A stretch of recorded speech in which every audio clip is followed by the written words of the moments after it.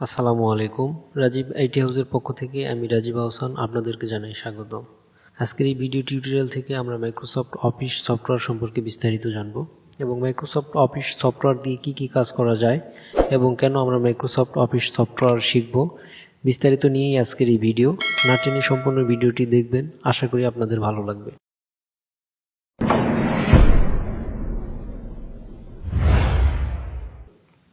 Microsoft office software খুবই গুরুত্বপূর্ণ এবং বর্তমান বিশ্বে বহুল ব্যবহৃত একটি সফটওয়্যার।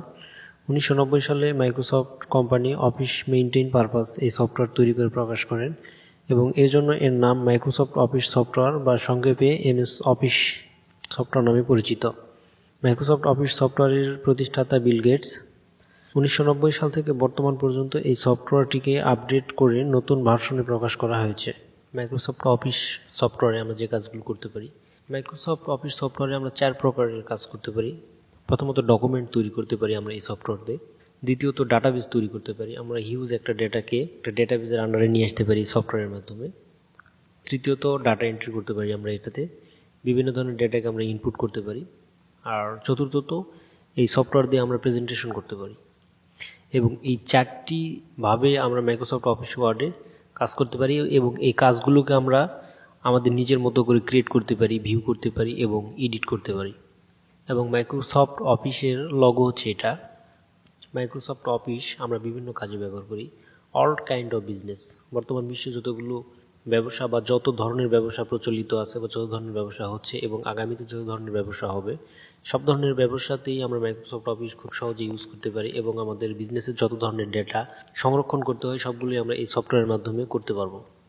এরপর জব সেক্টর, বর্তমান বিশ্বে যতগুলো কোম্পানি আছে বা যতগুলো মাল্টিন্যাশনাল সিস্টেম আছে সবগুলো সিস্টেমে আমরা জব করতে গেলে আমাদের এই সফটওয়্যারটি খুব ভালোভাবে জানতে হবে।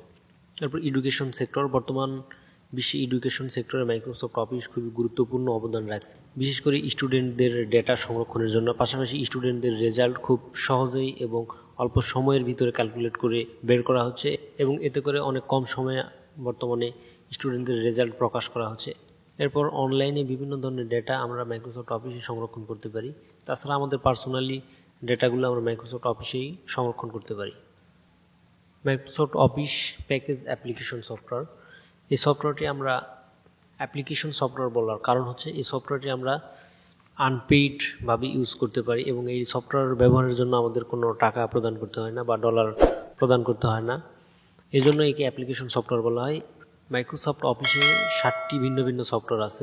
প্রথম হচ্ছে Microsoft Office Word, Microsoft Excel, Microsoft PowerPoint, Microsoft Access, Microsoft Outlook, Microsoft OneNote, Microsoft Publisher. Microsoft Office Word আমি এই সফটওয়্যারটির নাম দিয়েছি হাতেখড়ি। আমরা যারা কম্পিউটার শিখতে যাই, প্রথম কম্পিউটার শিখতে গেলে আমাদেরকে মাইক্রোসফট অফিস ওয়ার্ড ওপেন করে দেয় এবং এইখানে আমরা প্রথম টাইপিং কাজটা শিখে থাকি, এজন্য এটা টাইপিং বা রাইটিং সফটওয়্যার বলা হয়। এরপর মাইক্রোসফট অফিস ওয়ার্ড থেকে আমরা খুব সহজেই নোটিশ টাইপ করতে পারবো। পাশাপাশি আমাদের সিভি বা রিজুম খুব সহজে মাইক্রোসফট অফিস ওয়ার্ডে আমরা করতে পারি। এছাড়া অ্যাপ্লিকেশন লেটার লেখার জন্য মাইক্রোসফট বেস্ট সফটওয়্যার। তাছাড়া সার্টিফিকেট যেমন নাগরিকত্ব বা চারিত্রিক সনদ লেখার জন্য খুব সহজে আমরা মাইক্রোসফট অফিস ওয়ার্ড ইউজ করে এগুলা তৈরি করতে পারবো। মাইক্রোসফট এক্সেল, মাইক্রোসফট এক্সেলে এত কাজ করা যায়, আমি এই সফটওয়্যারটির নাম দিয়েছি মাল্টি ট্যালেন্টেড সফটওয়্যার। এই সফটওয়্যার থেকে আপনি চাইলে যে কোনো ধরনের ডেটাকে যে কোনোভাবে অ্যানালাইসিস করে এটার আউটপুট নিতে পারবেন, রিপোর্ট করতে পারবেন। মাইক্রোসফট এক্সেলের বেশ কয়েকটি কাজ আমি এখানে লিখেছি, এর বাইরেও হিউজ পরিমাণ কাজ হয়ে থাকে। রিপোর্ট মেকিং করা যায় মাইক্রোসফট এক্সেল থেকে খুব সহজেই এবং সেই রিপোর্ট থেকে একটা ড্যাশবোর্ড তৈরি করা যায়। ডাটা রেকর্ডের জন্য খুবই গুরুত্বপূর্ণ একটা সফটওয়্যার এক্সেল। অ্যাকাউন্টসের হিসাবগুলোকে খুব সহজেই এক্সেলে করা যায়। স্যালারি শিট বা বিল শিট তৈরি করার জন্য মাইক্রোসফট এক্সেল ইউজ করা হয়। স্টুডেন্টের রেজাল্ট খুব সহজেই এক্সেলে করা যায়। এছাড়াও কিছু ম্যাথমেটিক্যাল ক্যালকুলেট আছে যেগুলো আমরা খুব সহজেই এক্সেলে করতে পারি। মাইক্রোসফট পাওয়ার পয়েন্ট একটি প্রেজেন্টেশন সফটওয়্যার। এই সফটওয়্যার দিয়ে আমরা আমাদের কাস্টমার বা ক্লায়েন্টের কাছে গিয়ে আমাদের কোম্পানি সম্পর্কে বা আমাদের কোম্পানিতে কী করা হয় সেইগুলো নিয়ে একটা প্রেজেন্টেশন তৈরি করা যায় খুব সহজেই। এবং প্রেজেন্টেশনের প্রকারটা হচ্ছে অডিও বা ভিডিও আকারে করা যায়, অনেক সময় এটা ইমেজ দিয়েও আমরা প্রেজেন্টেশন করতে পারি। বর্তমান আপডেটেড অ্যানিমেশন দিয়েও আমরা প্রেজেন্টেশন করতে পারি। পাশাপাশি টাইপিং অনেক কিছু লিখে বা অনেক ওয়ার্নিং দিয়ে এগুলো অনেক মিটিংয়ে আমরা প্রেজেন্টেশন করতে পারি।